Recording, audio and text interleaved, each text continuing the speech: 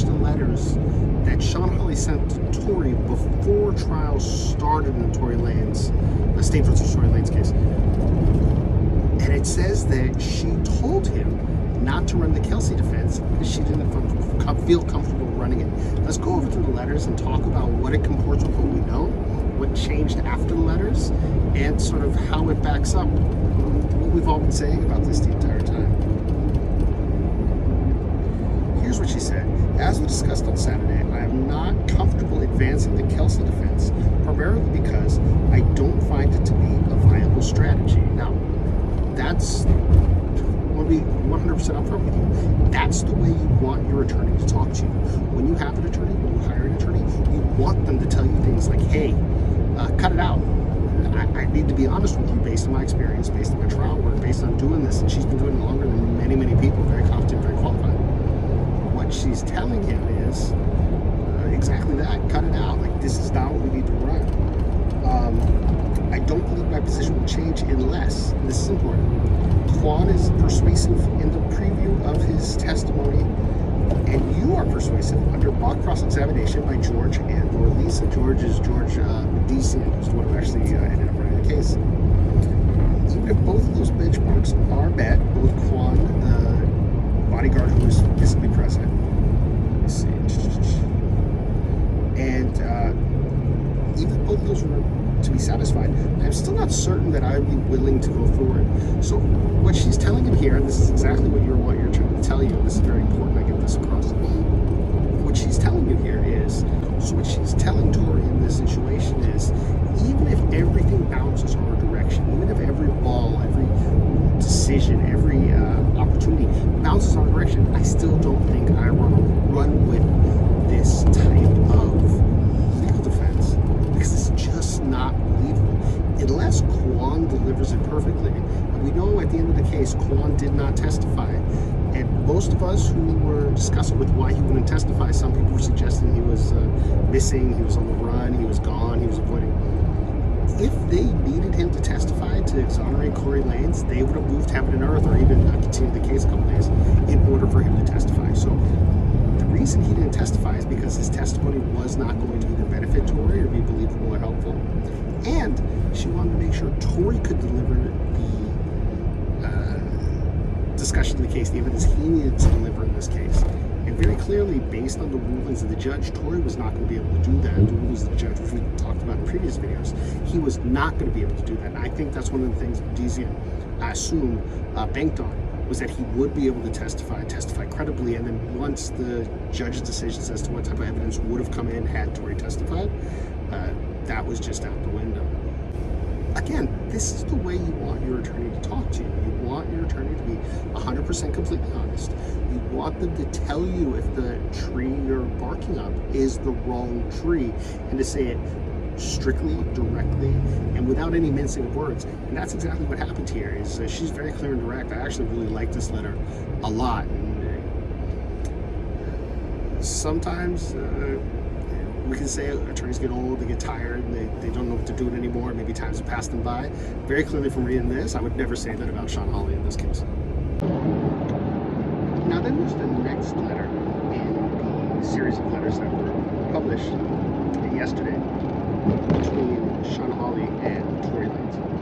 The next letter is the one where Shawn Holley said that, as you know, evidence was elicited last week, both when Kelsey was on the stand and later when her September interview was played, that I was somehow involved in facilitating an arrangement between you and she whereby you would finance her business or something like that in order to curry favor with her, thereby aligning your and her interests as far as the case was concerned. You and I both know this never happened. I'm not accusing you of actually saying that to her. She may have made this up herself. I don't know. I do know this has not happened, nor would it ever happen. This is the type of letter you're expected to write, you're basically required to write, if you are accused of a crime by your client or someone related to your client. You also then have to withdraw from the case. Immediately upon when you are accused by your client of some sort of wrongdoing, most jurisdictions, what they'll then say at that point is that the attorney-client privilege is then abrogated or get rid of because of the accusation around that. Now, in this case, it's a little bit different. It's weird. The accusation is not coming from Tory, it's coming from Kelsey, but it's coming from Kelsey at a point where Kelsey seems to be either helping or someone on the same side or changing her story to somehow match with what Tory said. Because of this, I would judge, if I was giving her advice, or if she had come to me, if I was a partner in the firm, where they had asked, tell her that she's not required to leave the case. A person on the other side of the case can't say or do something which then requires you to leave the case.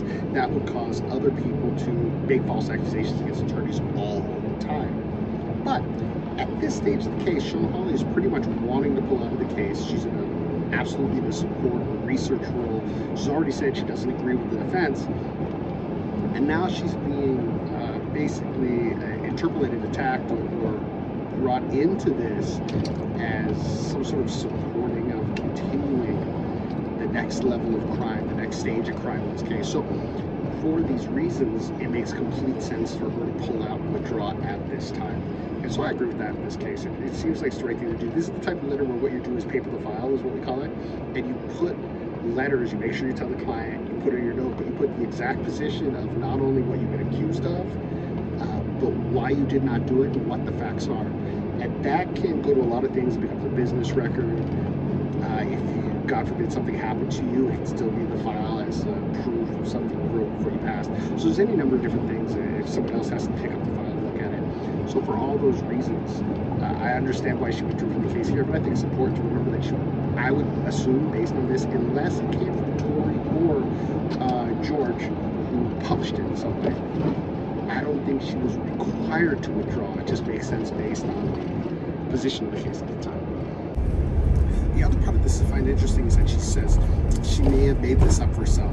This is Shawn sending a message saying, I had nothing to do with this, but also telling Tory, hey, you may really want to think about if she's going to start accusing you of this, you better make sure that you are not part of this either, because this is a crime, and she's saying that directly, and that's what she's doing here.